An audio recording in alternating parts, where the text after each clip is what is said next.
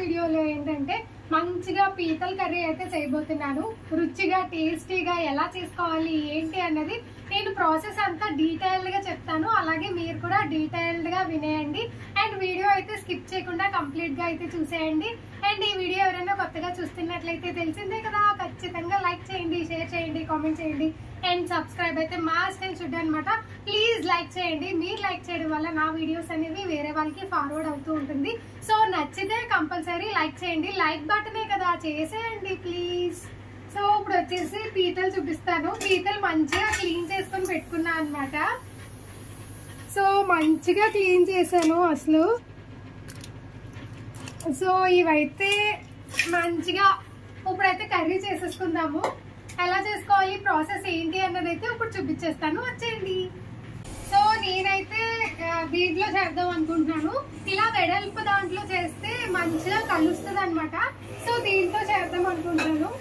ఇప్పుడైతే మనం stove on చేసేసుకొని ఆనియన్స్ అయితే వేసేసుకుందాం ఫస్ట్. సో ఒకసారి హీట్ ఎక్కిన తర్వాత ఆయిల్ వేసేసుకుందాము. ఆయిల్ కూడా తక్కువే పడుతుంది, ఎక్కువ ఏం పడదు. ఒక 4 టేబుల్ స్పూన్స్ వేసాను అంతే, ఎక్కువ అయితే వేయలేదు. సో ఆయిల్ ఇలా వేడి చేసేసుకొని ఇప్పుడు ఆనియన్స్ అయితే వేసుకోవాలన్నమాట. ఆనియన్స్ నేను 1.5 ఆనియన్ తీసుకున్నాను అండ్ 2 పచ్చిమిర్చీస్ అయితే తీసుకున్నాను. సో ఆనియన్స్ వేసుకున్న తర్వాత పసుపు,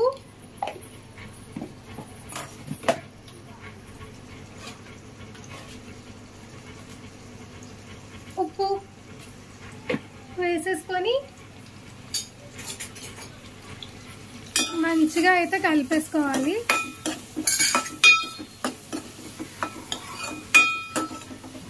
సో ఇలా మంచిగా కలిపేసుకొని ఈ ఆనియన్స్ మగ్గేలోపు మనం మసాలాకి అయితే ప్రిపేర్ చేసుకుందాము.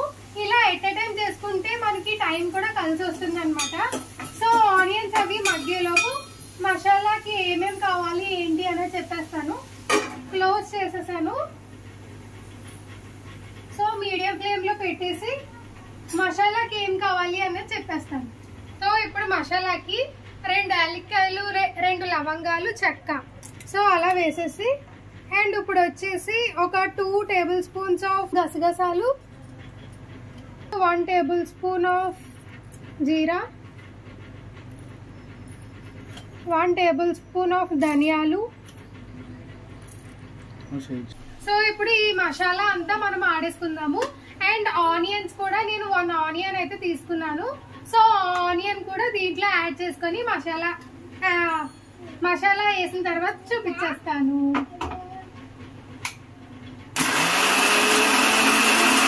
సో మసాలా అనేది ఇలా వచ్చేస్తుంది అనమాట. సో ఆనియన్స్ కూడా యాడ్ చేశాను కదా నేను. సో మసాలా ఇలా అయితే మనం చేసుకోవాలి. ఇప్పుడు ఆనియన్స్ వేగాయా లేదా అన్నది చూసేద్దాం, వచ్చేయండి. సో ఇప్పుడైతే చూద్దాం.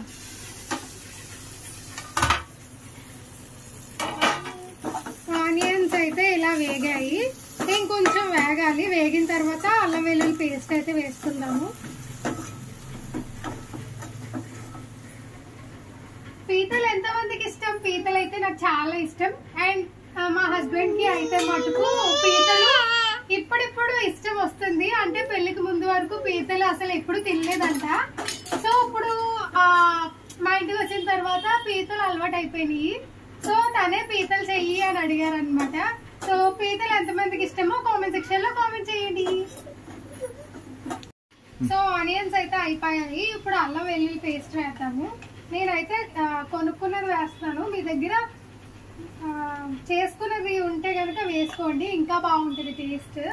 సో అల్లం వెల్లుల్లి పేస్ట్ వేసాక ఒక్కసారి అయితే కలిపేసుకొని అల్లం వెల్లుల్లి పేస్ట్ స్మెల్ పోయేంత వరకు మనం వేపుకోవాలన్నమాట. సో ఇలా మంచిగా స్మెల్ పోయేంత వరకు వేయించుకోవాలి. స్మెల్ పోయేంత వరకు వేయించుకున్న తర్వాత మనం మసాలా వేసుకొని ఉంచుకుందాం కదా. సో ఈ మసాలాని ఇప్పుడు దీంట్లో యాడ్ చేసేసుకుందాము. సో స్మెల్ అయితే పోయింది, మంచిగా అయితే అయిపోయింది. ఇప్పుడైతే ఈ మసాలాని యాడ్ చేసేస్తున్నాను.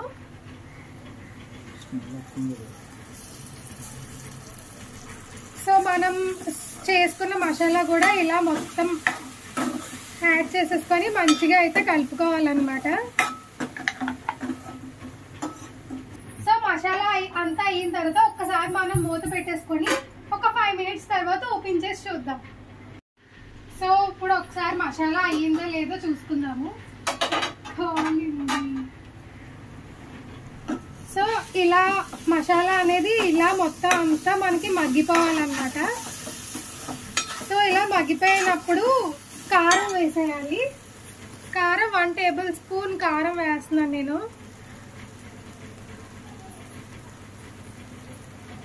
సో 1 టేబుల్ స్పూన్ కారం వేసి ఒక్కసారి కలిపేసుకుందాము.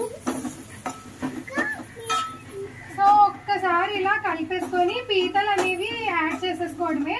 అండ్ పీతలు ఎంతమంది అంటే పీతలు ఎన్ని పీతలు తింటారో కామెంట్ సెక్షన్ లో కామెంట్ చేయండి. సో ఇలా అయిపోయిన తర్వాత పీతల్ని ఇప్పుడు మనం దీంట్లో వేసుకుందాము. సో మంచిగా ఫ్రెష్ గా పెట్టుకున్న పీతలు ఉన్నాయి కదా, ఇవి దీంట్లో వేసేసుకుందాము.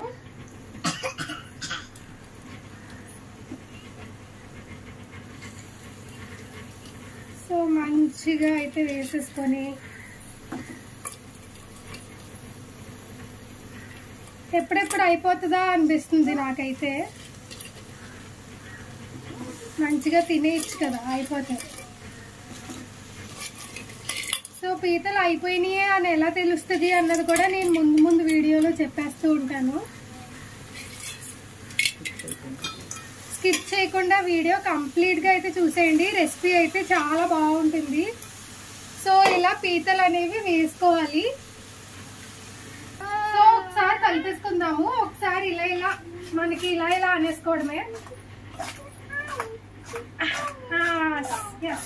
సో ఇలా అయితే వచ్చేస్తుంది అనమాట. సో ఒకసారి దీంట్లో పెట్టేసుకుందాము. ఒక 5 మినిట్స్ తర్వాత మళ్ళీ ఒకసారి ఓపెన్ చేసుకొని చూస్తాము. సో ఒక్కసారి ఓపెన్ చేసి చూద్దాము.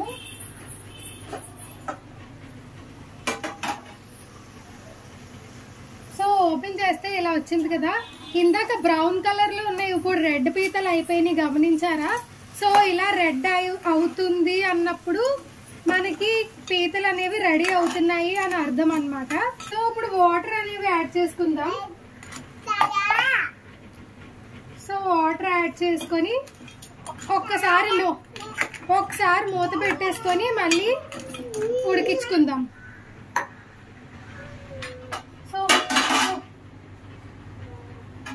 సో మూత పెట్టేసి ఒక 10 మినిట్స్ అయిన తర్వాత చూద్దాం. సో 10 to 15 మినిట్స్ అయితే అయిపోయింది. ఒక్కసారి మన కర్రీ ఎలా ఉంది ఏంటి అని చూద్దాం. వచ్చేయండి. సో ఇలా అయితే అయ్యిందన్నమాట. సో ఆయిల్ ఇలా పైకి వస్తే ఇంకా కర్రీ అయిపోయినట్టే. సో మంచిగా అయితే కర్రీ అయిపోయింది. అండ్ కొంచెం మీకు ఇలా గ్రేవీ కావాలంటే గ్రేవీ ఉంచుకోండి. మాకైతే గ్రేవీ కావాలి, సో నేనైతే ఉంచేస్తున్నాను. సో ఇప్పుడు లాస్ట్గా కొత్తిమీర వేసుకొని గార్నిష్ చేసేసుకుంటే మనకు కర్రీ అనేది రెడీ అయిపోతుంది అనమాట.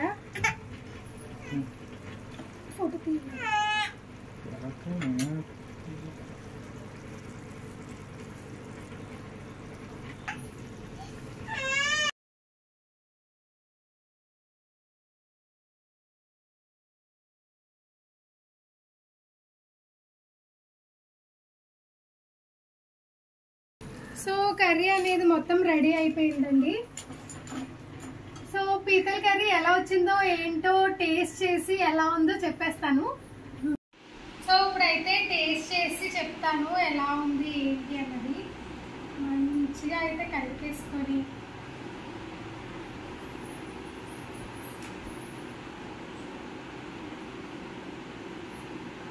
సో ఇప్పుడు టేస్ట్ చేసి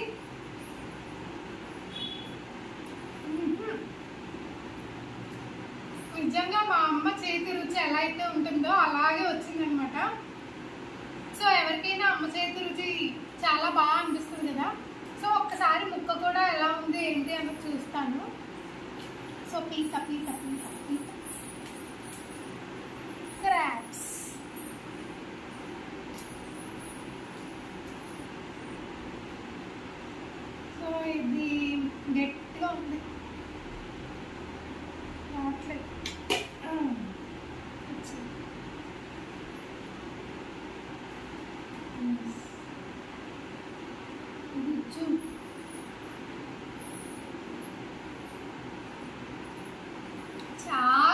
బాగుంది. మీరు కూడా నేను ఎలా ట్రై చేశానో అలాగే ట్రై చేయండి, మీకు కూడా చాలా బాగా నచ్చుతుంది నిజంగా. అండ్ ఈ వీడియో నచ్చితే ఖచ్చితంగా లైక్ చేయండి. నాకు ఇలాంటి వీడియోస్ మరెన్నో కావాలి